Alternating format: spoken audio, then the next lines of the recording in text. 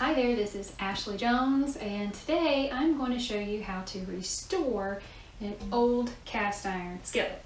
So I have my friend Rachel with me today. She's behind the camera, and this is her late grandmother's cast iron skillet. This poor thing is over 50 years old at least, and it's seen better days. So I'm not sure if you can really see that, but it's got lots of rust. It's got some crust on the bottom. You can actually start to see some of the silver coming out in it. Cast iron is silver underneath. That's the color that it comes out of the foundry. And then the last step is when they put the seasoning on, and that's what turns it that nice dark color. So by comparison, this is a newer cast iron piece from Lodge, and you can really see the difference there in the color. So we definitely need to do something for this because this is not usable right now. So the first thing that we're going to do is to scour it. Now, a lot of people will take this and just put it in the oven just like this and bake it, maybe even put it on self-cleaning mode on the oven and just let it go for an hour or two, and then let it cool, check on it, bake it again, let it cool. And this can go on for hours trying to get rid of this. Now the heat can actually take care of the rust, and it can take care of some caked on food, but you're just baking the mess out of your pan. And it's Florida, it's a little too hot for that, number one. Number two, you don't have a lot of control over what's happening with your pan. So there is another reason, and that is I have heard of pans catching on fire if there was some real food on there. So that doesn't sound good. We don't want that to happen today. So I'm going to take I guess kind of the safer course, and we're going to start with step one, which is just to manually scour the pan. And that's going to show us really how much rust and how much caked on gunk we're dealing with. So let's try that and see where that gets us. Now, since we don't have a seasoning on it, it doesn't matter if we use soap, and it doesn't matter if we use a scouring pad. In fact, we're going to have to. So don't feel like you can't do that, because that's really what we're going to need to do to get this off. So these will hurt your hands. So that is a wool scouring pad. So I'm going to use gloves, and I have a sink here. I have a metal sink. If you have a ceramic sink, probably don't want to do this because it'll scratch your sink up pretty bad. So you would use a plastic bin in your sink, or you could do it outside. But I have a nice metal sink, so it enables me to do that. So I've got some hot water with just a little bit of regular dish soap in it, mild, so in some hot water. So we're going to just scrub this and see where we go. You can cut that if you want. You want to show it a little bit? Yes.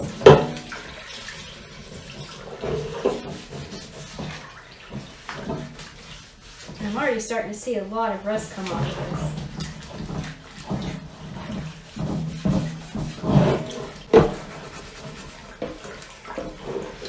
I do recommend using an apron, by the way, because if you get any of this rust on your clothes, it's going to stain. So just be rid of that.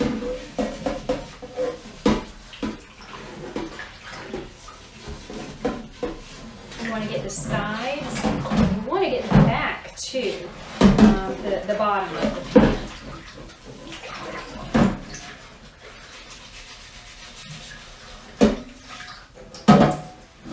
Cast iron is very corrosive, or can be easily corroded. So just a little bit of water will start to rust a pan, and when it starts to rust, the whole thing will go to rust, which is what I'm sure happened in this case, because it was kept along with other cookware.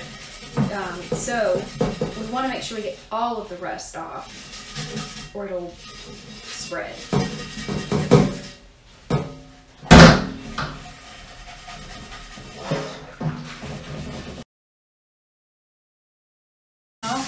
Let's just rinse it and see how it looks.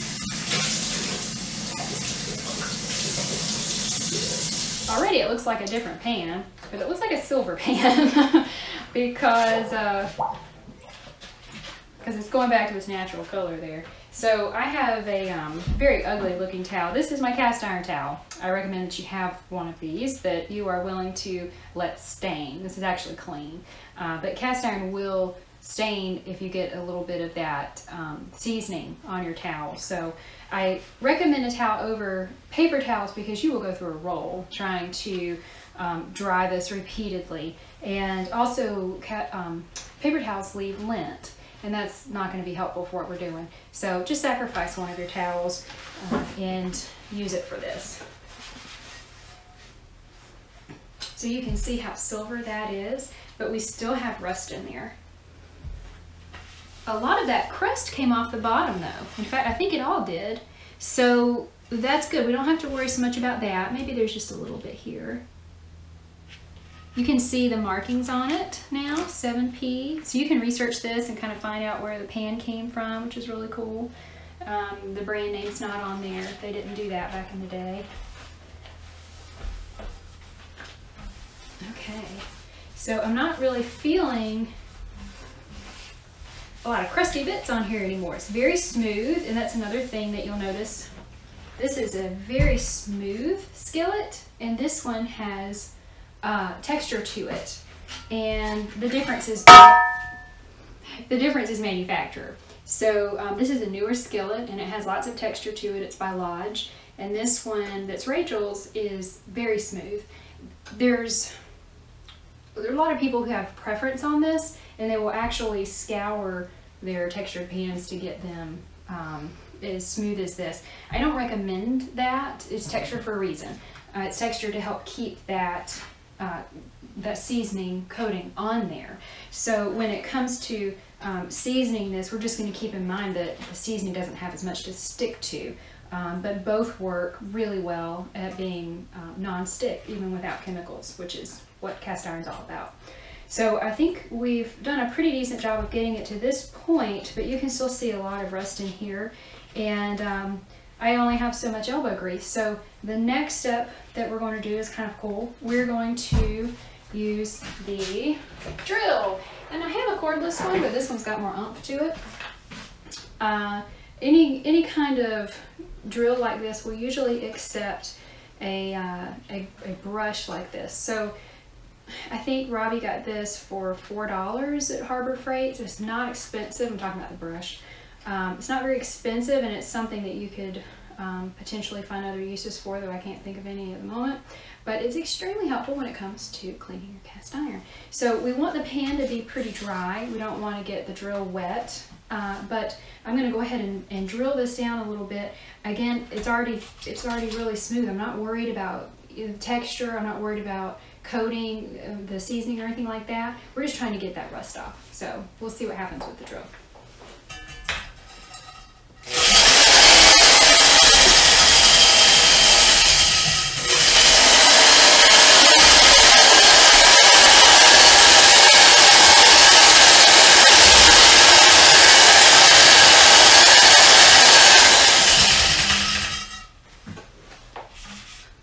That's pretty cool. All right, let's get the edges.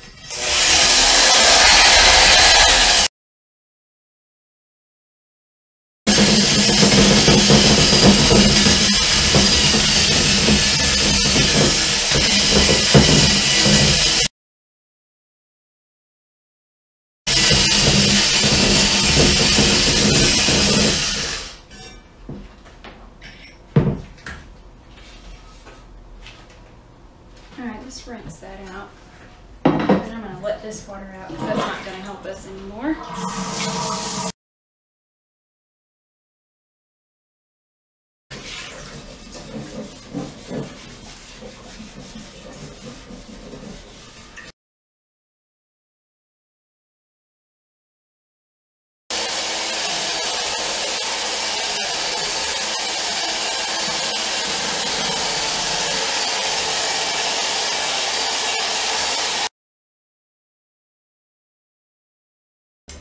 Okay, so it's easier to use the power drill with the brush on the flat surface or on the inside surface than it is on this edge because it's really strong, and this is a very coarse, hard brush, and so it's got a bit of a kick to it.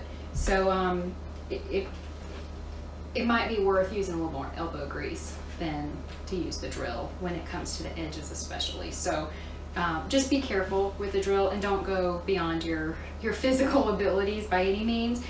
There is a step 3 that we can use because we've already scoured, and then we've used this, and we can also use a vinegar bath to get the rest of the rust off. And in fact, I don't think we're going to need to. We've inspected the inside of this and I don't see any rust remaining. So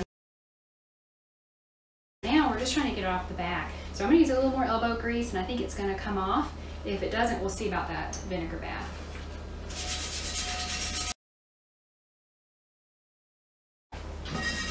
We are almost done with this. We took a look at it to see if we needed to do the vinegar bath, and it doesn't seem that we do. So I'm going to spend another minute on it to try to get the last little bits of rust out of the edges here, and we'll see where we are then.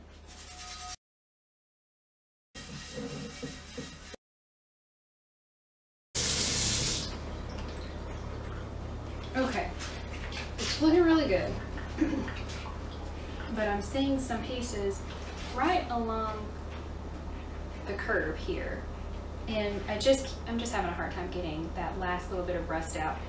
So I think we're going to go ahead and put this in a little bit of vinegar, and what we're going to do is it's half a part vinegar to water, and we're going to check it constantly, minimum every 30 minutes, to make sure that the rust is coming up, or is it still on there, because you don't want it to sit in vinegar longer than you absolutely have to.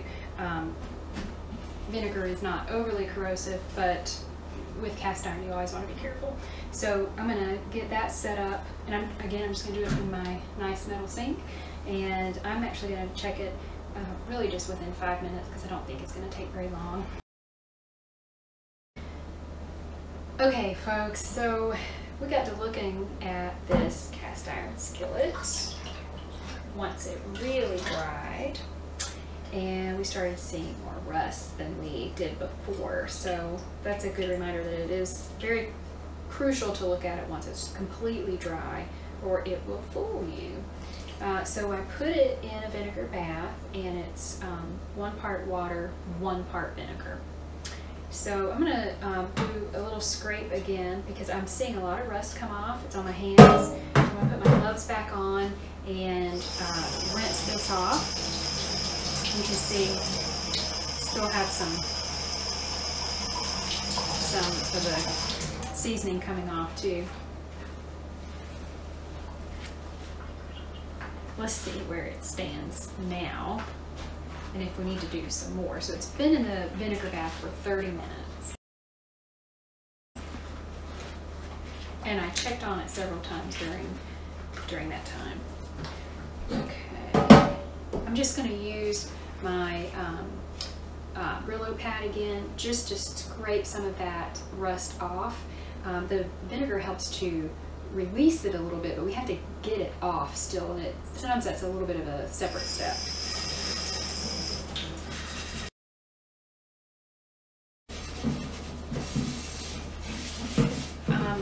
Don't ignore your little core spouts. I've found those to be extra hard on cleaning, and so they are a good place for rust to develop. Also the handle. This is all one piece. It's all made together, and so if one part starts to rust, the rest of it can start to rust. So you want to make sure you treat it all the same.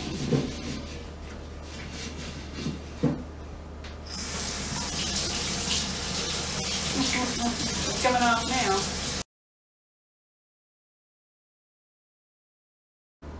We used the least amount of vinegar possible, and only where we needed it as much as possible. But it really did a great job.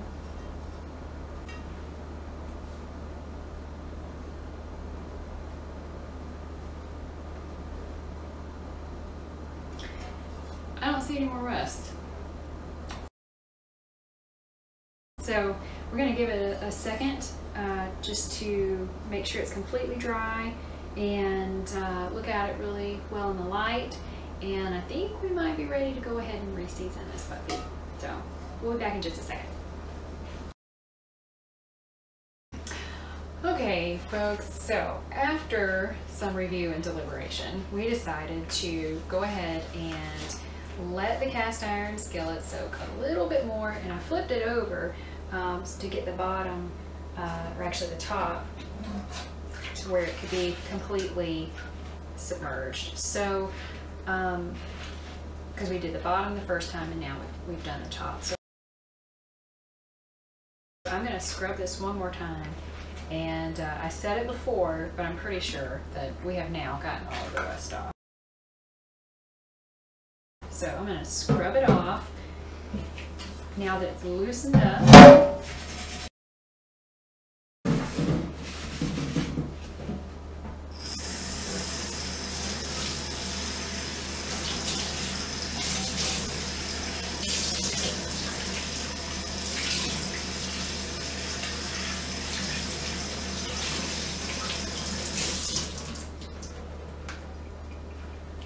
Oh, it looks fantastic. Okay, so I'm going to dry it off. I'm going to look at it again, be super careful. I've been very careful with this pan because it is Rachel's and it was her late grandmother's, and I do not want to be the cause of it breaking. And cast iron, although it is virtually indestructible, it can be destroyed. It is brittle, and if you use really corrosive chemicals on it, it can get to the point where you can never season it again. If you do certain things like sandblasting, you would have to be very careful not to pit it, because if it gets pitted, then it may not ever cook properly. So a lot of things you can do wrong with the cast iron if you're too aggressive with it. This may not be how you want to spend your Saturday afternoon, but being as it was a family heirloom, it was definitely worth it to Rachel to restore it. A similar brand new pan would run you about $25. So if it's a family heirloom, I think it's definitely worth the effort, and you'll love it even more.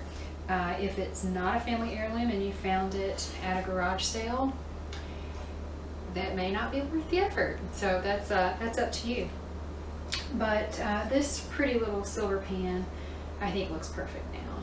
What do you think, Rach? Thumbs up. Okay, so now we get to talk seasoning, finally. Okay. If you just cover the pan in oil, you're just covering the pan in oil. You're not actually creating a non-stick coating. To create the non-stick coating, you have to apply heat.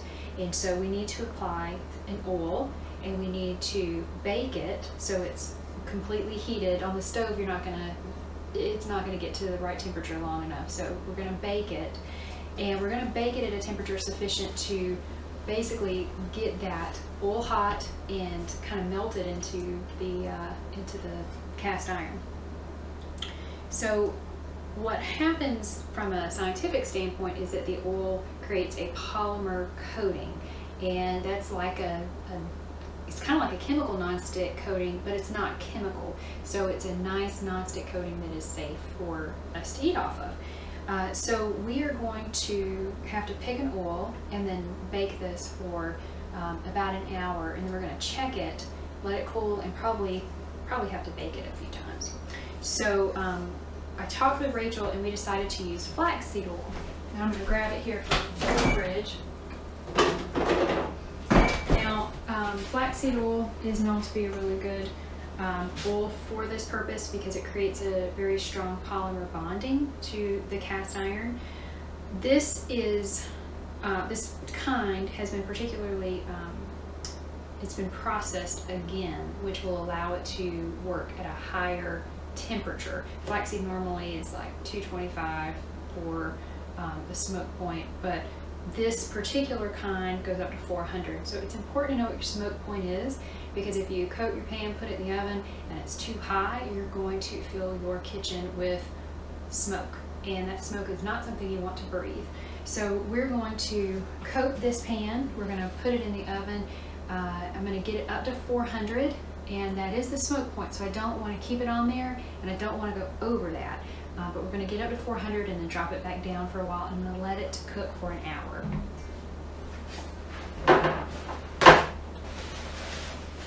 So very simple, very quick. If I can get it open, there we go. We're going to apply a good amount of oil because there's no seasoning on this. And I'm going to just rub it in thoroughly. And then I'm going to make sure that it's all rubbed off. You don't want, like, you wouldn't leave it like that, okay? That's just too much oil. It's not necessary. Does not need much to create that polymer coating.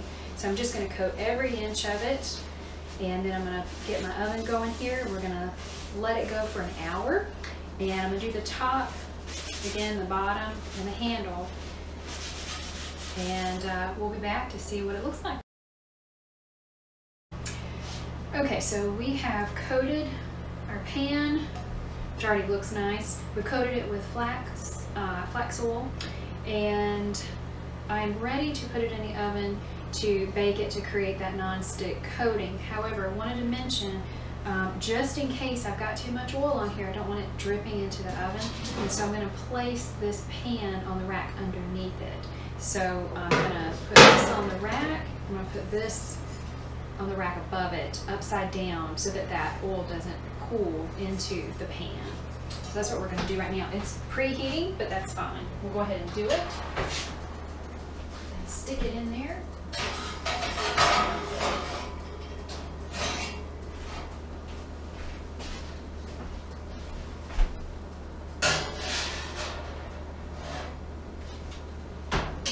Okay, we'll be back in an hour.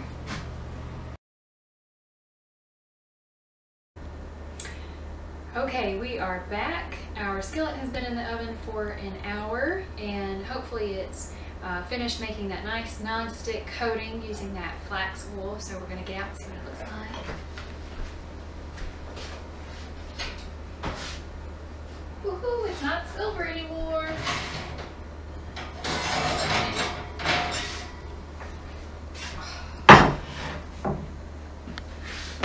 Alright, here we go.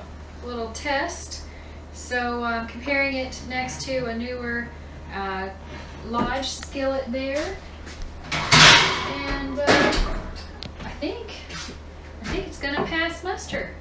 So it's been in for an hour. We're gonna let it cool down. We're gonna take a good close look at it, and it is possible it might need another round to bake and just make sure that nonstick coating is good, but you don't want to over bake it either. So I think we might be good, but we'll take another look and see. But I think that we have restored our cast iron skillet. So thanks for watching today. I hope this has been helpful. If you have any questions, send them to me. Thanks, take care.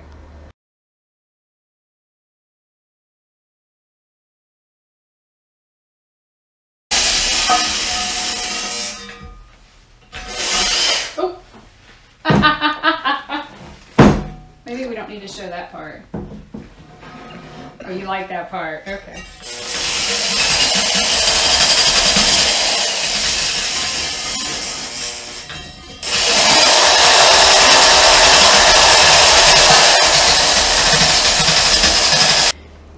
So, seasoning is a lot of different things, and we're going to have other videos on how to do what I call a light seasoning.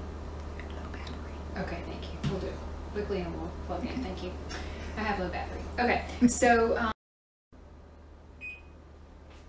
about I put this over here, and I'll put it on here, and we'll compare. By the way, you're turned on so that you can, Oh, good, thanks. whenever you get out, you go. Okay. Good? No, hold on. Somehow we got. Okay.